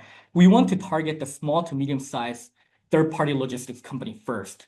These are maybe truck owners who are owning one truck for themselves, right? Owner-operator, or there are companies that have maybe 10 to 20 trucks, but it is still a small-sized company that they don't have internal capabilities to build these solutions out to have the data ready for to be provided to FDA within 24 hours of request. So we want to start off with those companies that do not have the internal capability to build out the tools. So we're looking at small to medium-sized 3PL companies initially. Thank you. To add to that, the US cold chain industry is currently around 120 billion USD, which is expected to reach up to over $400 billion by 2034. And we consider our SOM to be around $63 million, which is 5% of the total cold chain monitoring market. So if we look at the market size and our SOM, I think we have a lot of growth potential in that sense. Thank you. And I know that IBM Food Trust and AWS Links are part of your competitive set, but you are differentiated currently from what they are offering and their operational model. That said, what would prevent them from entering into the same offering that you have in terms of technology and interface and open versus closed, and then be able to enter and rapidly scale in this market, given immeasurably superior financial, technical, and human resources?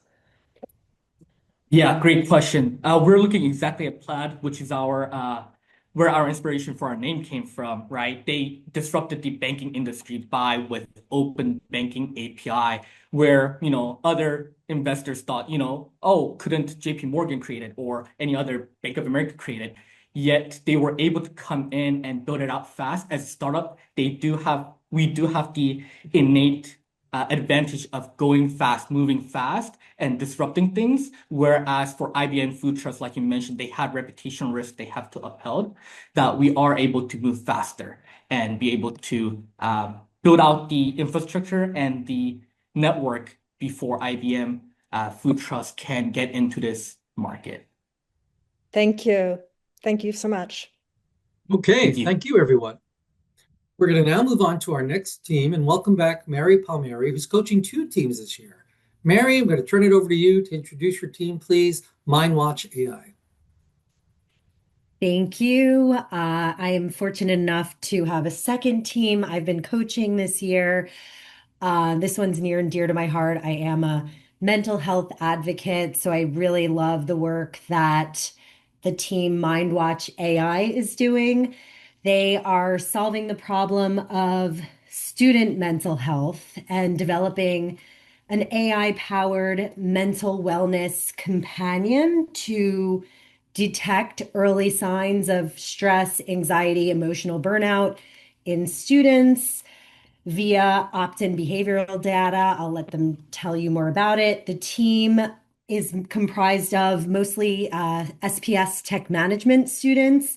We have Arini Astari, who is a serial entrepreneur and an IT consultant. We have Awabina Adari Prasha, who has investment banking experience and has helped other companies scale and grow. Ban Harumurti is the CTO and for this and other startups. And kicking off the presentation is Telecom Marketing AVP Mohammed Agung Nugroho, who will tell you all about their journey and their solution today. Good luck.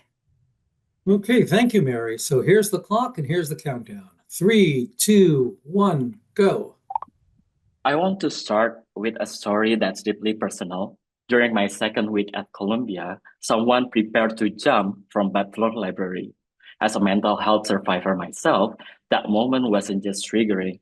It was a reminder of how invisible these struggles can be. As you can see here, the data makes it clear this problem is real and urgent, with a 5.3% growth rate in this market. Yet, we usually only see this crisis when it's almost too late.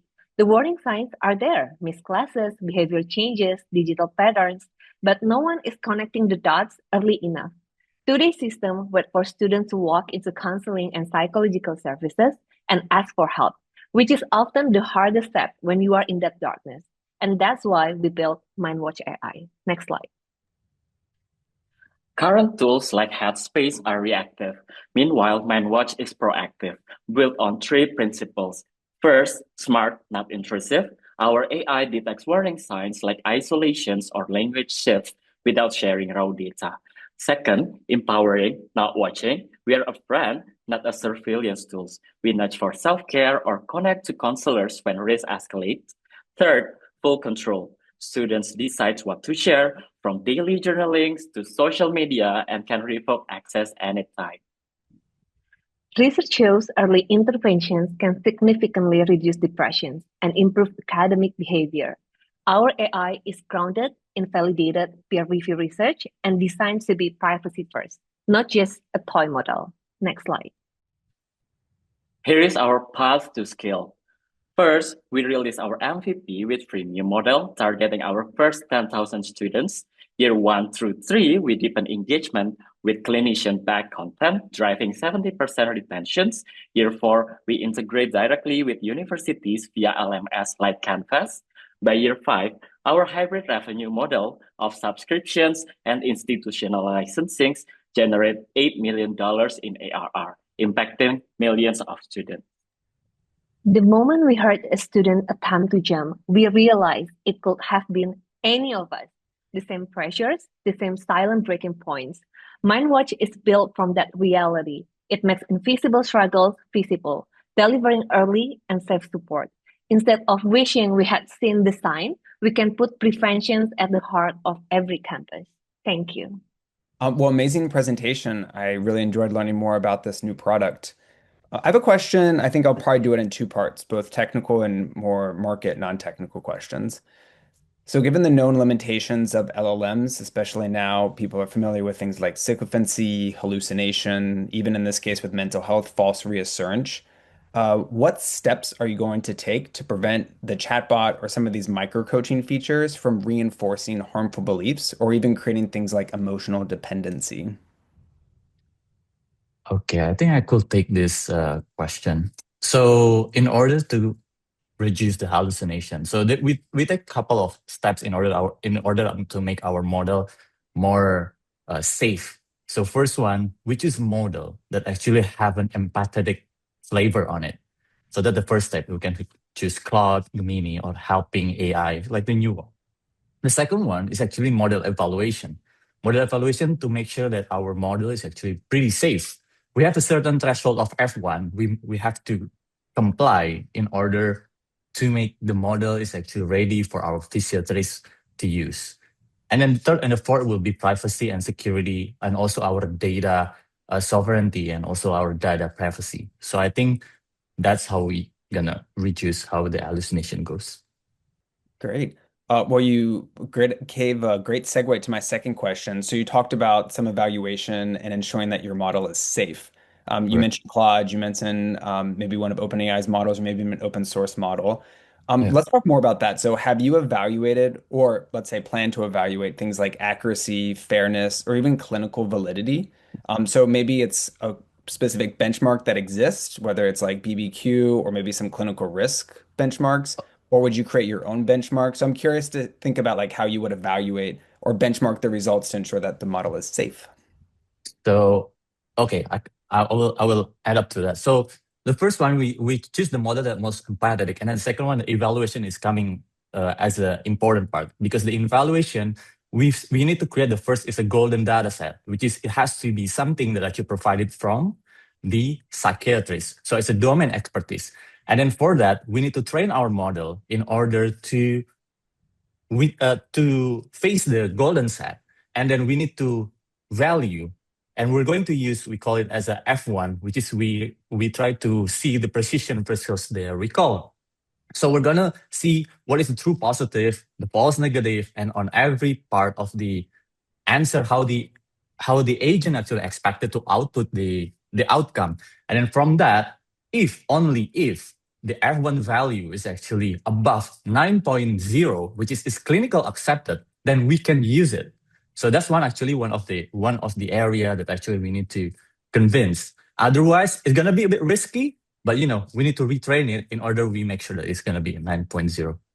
Amazing. Yes, evals are absolutely critical. All right, so this is a question, no right or wrong answer, but we're actually not really sure where the landscape is evolving. There's a lot going on in the AI regulation space. So a few recent examples, California recently passed the Age Appropriate Design Code Act. So I only ask this because you may have users under 18, along with New York State in 2025, now requiring operators of AI companions to implement safety measures. There may or may not be a growing momentum to treat AI-based therapy bots as digital therapeutics. Do you think these potential regulations could pose risks to your business model? Hi. Yeah, thank you for the question. That is actually one of the reasons why we are targeting university students at the first place, because we believe that university students, mostly they're 18 plus for the age, so it's better. And other than that, our AI, it's not therapeutic. So our AI is basically detecting. So actually we are detecting some signs, and after we believe there is some chances that this person might need some help from the psychologist or psychiatrist, we will connect them with the psychologist and psychiatrist that we have partnership with. So basically it's a detection app. Great. I'll ask this quickly, but knowing the clock's running down. So how would you handle if you have a false positive? So say an unwarranted claim or even a false negative. So it's like you missed the crisis that happened. We'll need this to be a brief answer, please. No.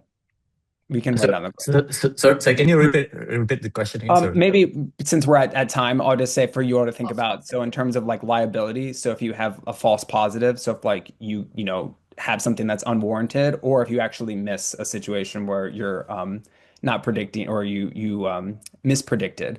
So I'll leave it there. Thank you so much. I think. Okay, thank you all. And last but not least, we'll go to our 10th team. We'll see the clock on the screen. And 3, 2, 1, go.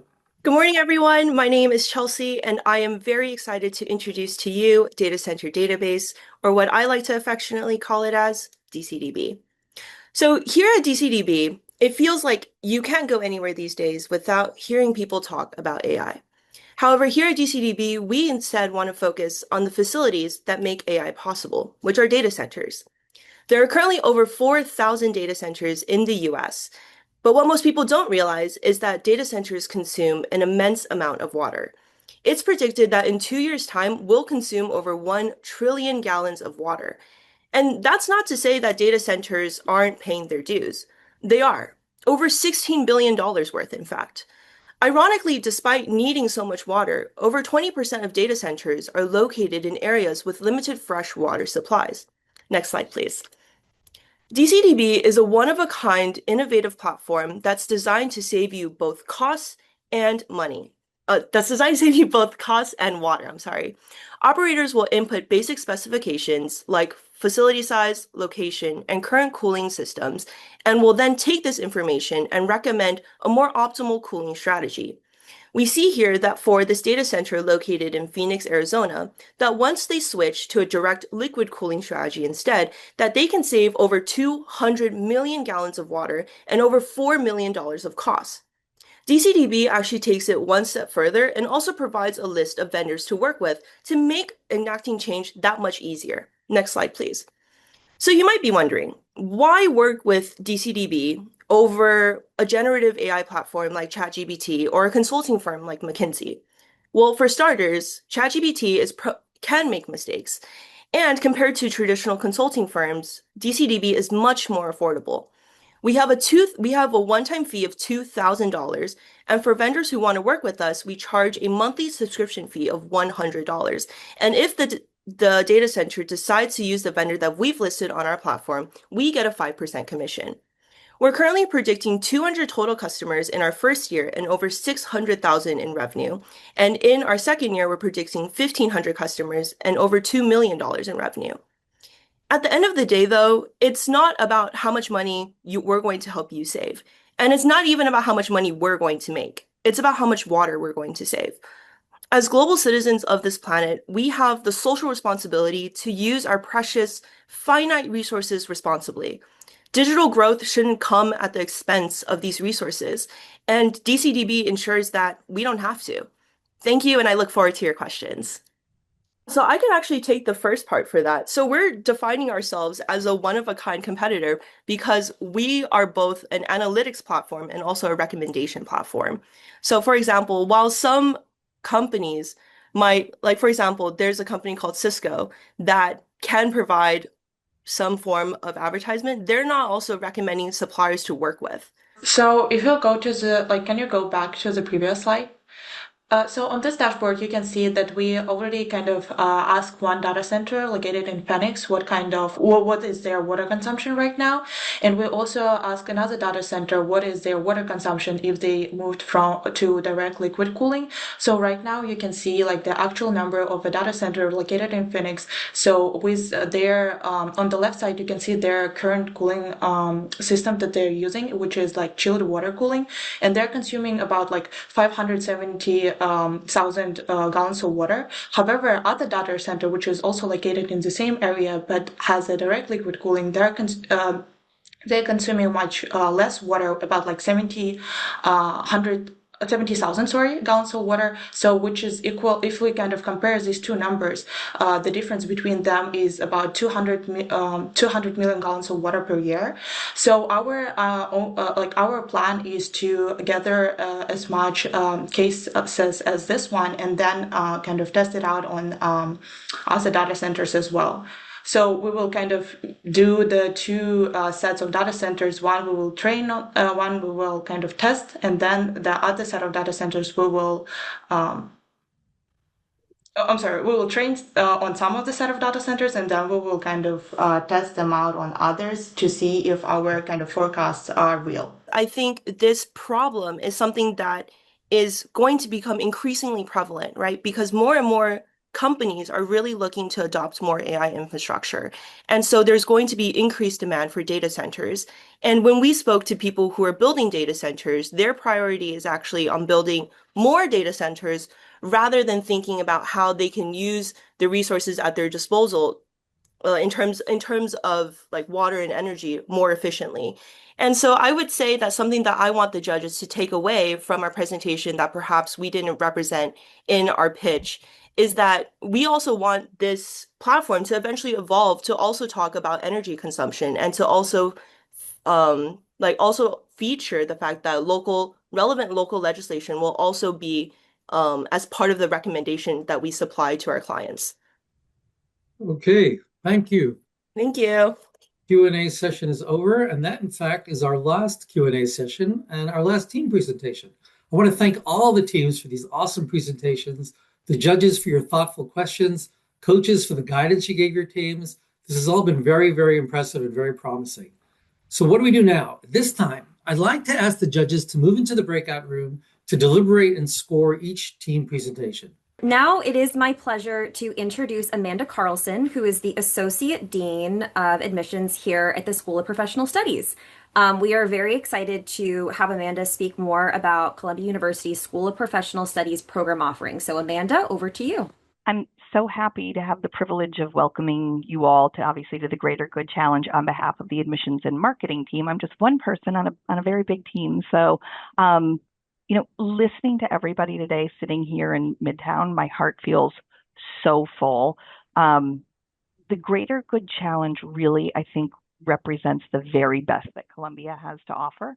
So you've heard today from these bright minds, you've heard their innovative thinking, the eye that they bring, the lens that they bring for creating societal good. And I love also the collaborative partnership that we're seeing among the students, among the alumni, working professionals, and kind of in this 6th year, the Greater Good Challenge just fosters such an imaginative semester-long process that we have the good fortune to see come to fruition today.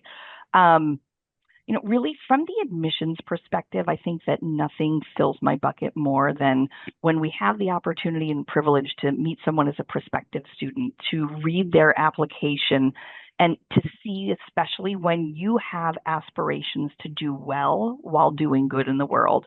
And as we watch the teams and the finalists today, I also think back to just 1 year ago that some of these participants were in your shoes if you're a prospective student, thinking about whether an advanced degree is actually an option or something that's viable for you. And so, we sit here on the admissions and marketing side watching with pride as the students are putting together their learnings from whether it's Steve Safier in human capital management or Professor Cohen in sustainability management. I hope that you all are also feeling that kind of hope and inspiration watching our students and their teams really address these important current global societal needs. So as we just heard about the kind of the reduction of water consumption by the data centers, bringing awareness to and reducing student mental health issues.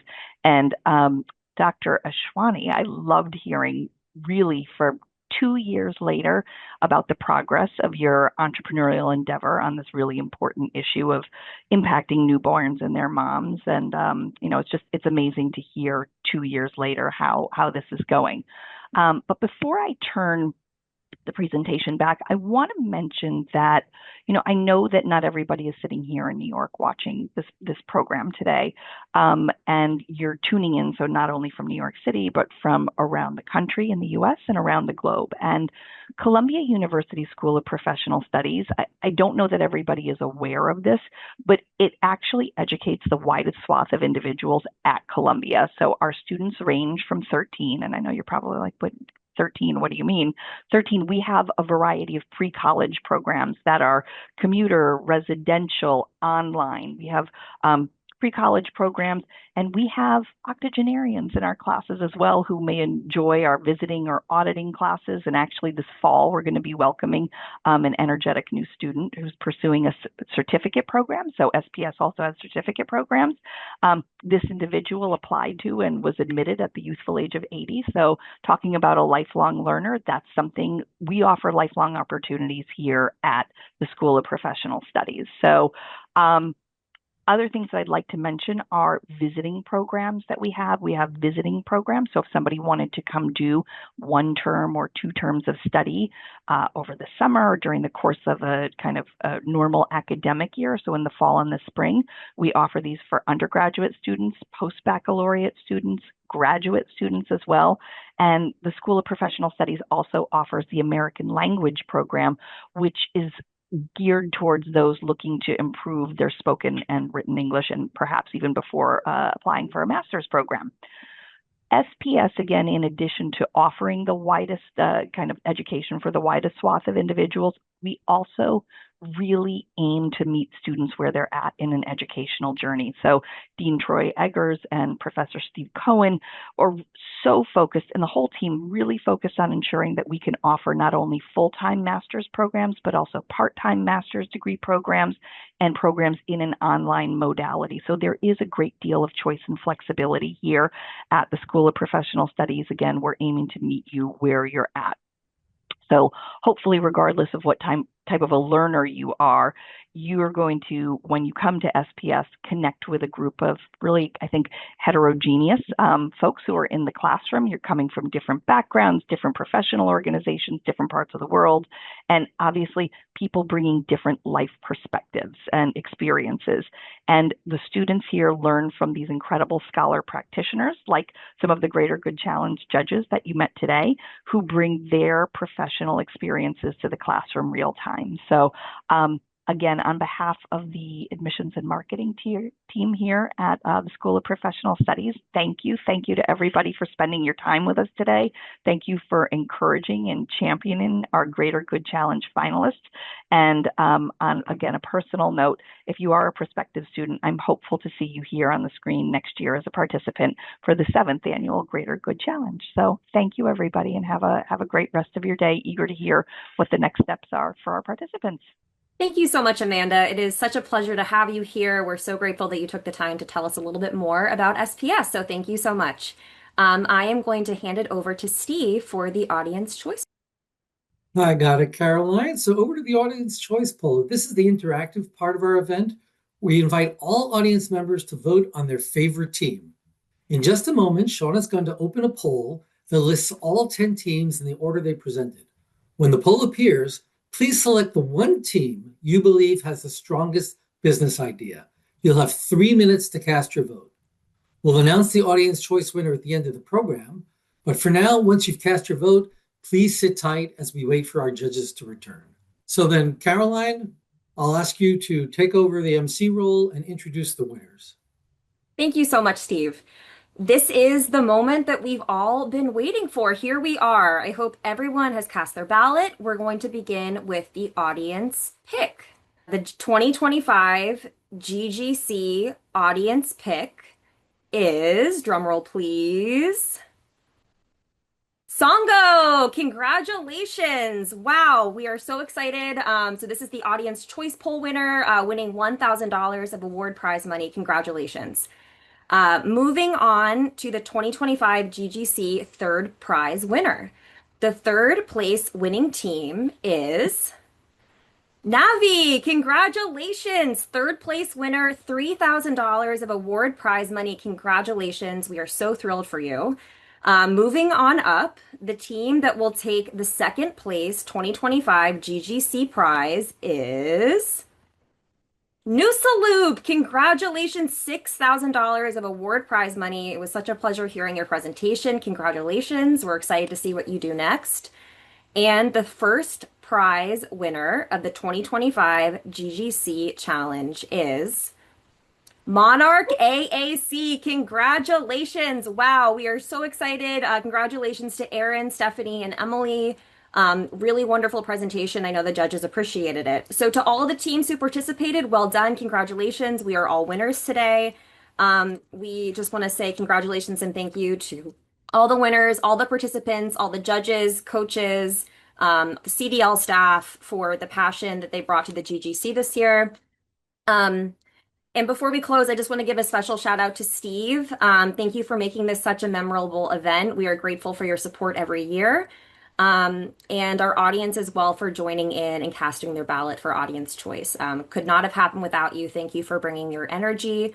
And we're excited to announce that we'll be acknowledging the outstanding contributions of our teams, judges, coaches, with special badges this year. These badges can be displayed proudly on LinkedIn profiles, showcasing the skills and achievements of our incredible teams.